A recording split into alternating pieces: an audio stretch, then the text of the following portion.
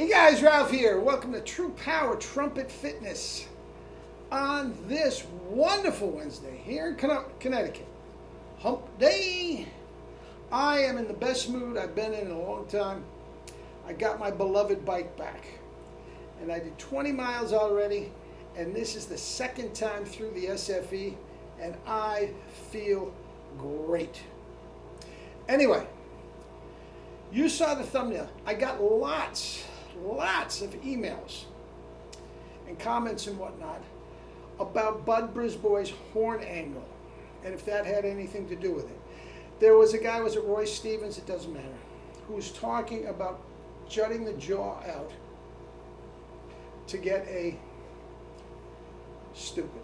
Anyway, let me talk, and has nothing to do with it. Let me honk and we will get to it.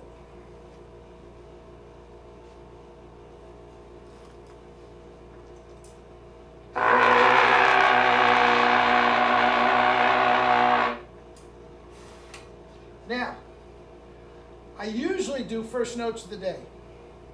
Not usually, but very often. Okay? This is an hour into it. Let's see if I've got anything left. Now, after the resonance on that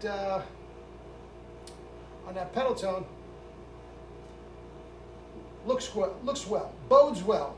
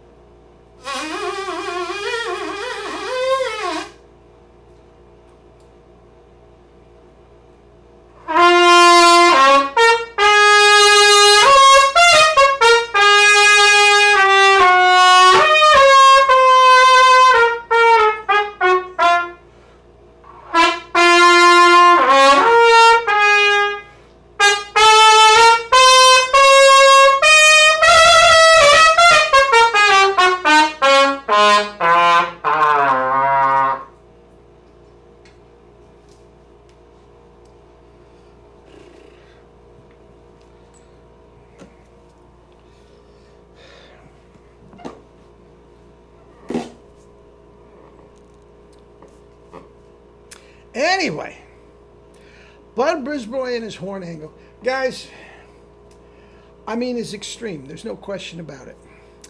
But at the end of the day, it has nothing to do with anything. It has to do with your DNA, your genetics. Guys, if you have a severe overbite and you're trying to find, I believe it's Roy Stevens, you put it on your hand and you jut your jaw out, and you have a severe overbite and you're trying to do that, guys, it's never going to work. That's just so much tension that you are creating. It has nothing to do with that. Wayne Bargeron looks much the same as Bud Brisbois when he plays. Okay? Adolf Scherbaum looks completely the opposite. He looks like he's playing a clarinet. And he had some of the greatest chops in the history of trumpet. He was doing a Maynard gig. He was doing a Maurice gig before Maurice. And he was stronger than Maurice. Maurice had more technical virtuosity. Maurice had more technical virtuosity than probably anybody. But I digress. Guys, it has nothing to do with anything.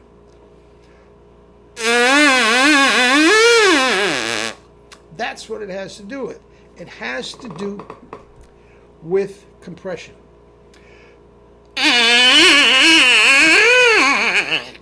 And you put the mouthpiece on it.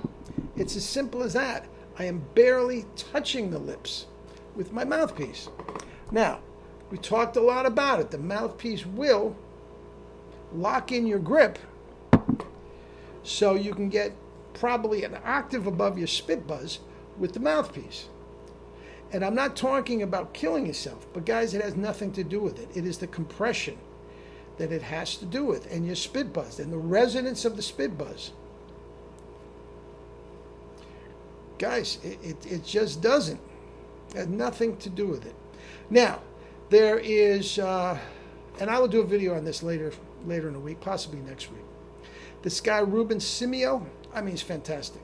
He was fantastic, and he was fantastic when he was 17 years old. Don't love his mouthpiece, but yeah. Now they're saying, is he pivoting at a certain point? That's tension. That's tension. No pivot at all. If you're relaxed, it's relaxed. And the jaw angle is your natural jaw angle, and it has nothing to do with it. What if you took Buddy Brisbois and tried to make him look like Adolf Scherbaumer?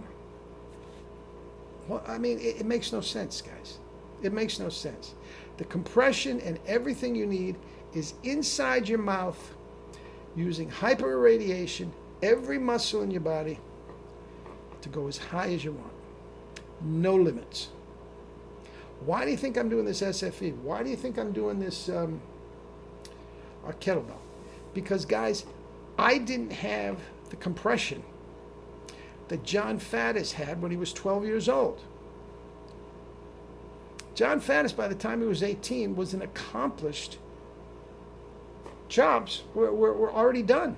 He was above double C effortlessly. He had better, Dizzy was his idol. He had better chops than Dizzy. Now, he had total musical recall and perfect pitch. So, I mean, there was nothing, is nothing, that Faddis can't play because his chops are so incredible. Relaxed, no, not overblowing, and whatnot.